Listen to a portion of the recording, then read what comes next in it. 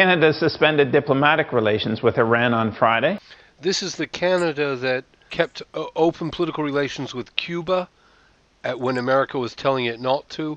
This is the Canada that offered draft dodgers and deserters asylum from America. You know, it's completely turned around. It's a different country now. We send draft dodgers back now.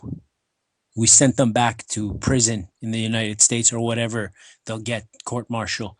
We're sending them back. This isn't the same Canada as back then in Trudeau's era. It's a totally different Canada.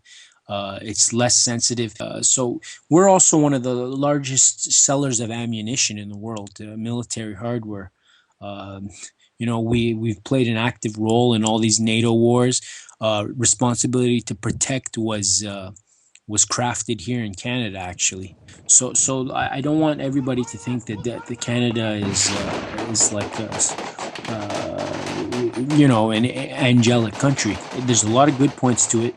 The people, I have to say, my fellow Canadians, Canadian society is very pluralistic, open-minded, but government-wise, let's not be fooled here. There's corruption here. Human rights lawyers will tell you that we have human rights problems as well. We have bona fide criminals in high positions of high state or who are walking free, you know, members of parliament who bring prostitutes and cocaine to their offices and only get slaps on the wrist.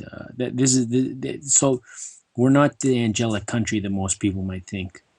There is, of course, external influence in this country. There always has been. It's traditionally been British. It's shifted towards American for the latter part of the late 1800s till now. The U.S. influence has grown. What we see in Canada is what many call a neoconservative government.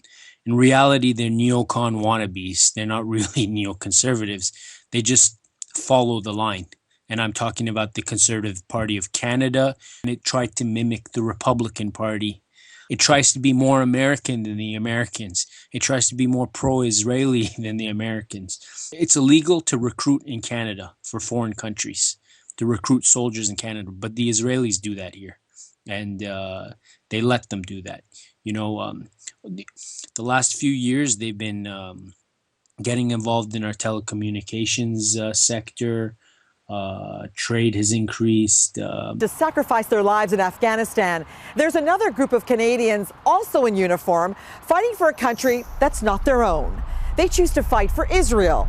Our correspondent Lauren McNabb with that story. You know, the premier of my province, Ontario, has been going there. The embassy closure in Ottawa is a reflection of Canada's foreign policy alignment with the United States, this overtly pro-Israeli policy it's adopted. And since I'm talking about that, Canada and Israel actually have a treaty, a public security treaty, where the Israelis are monitoring Canadian citizens and telling intelligence and policing officials who to watch out for here. My name is Mahdi Nazemroaya. I am also a research associate at the Center for Research on Globalization. I'm the author of The Globalization of NATO,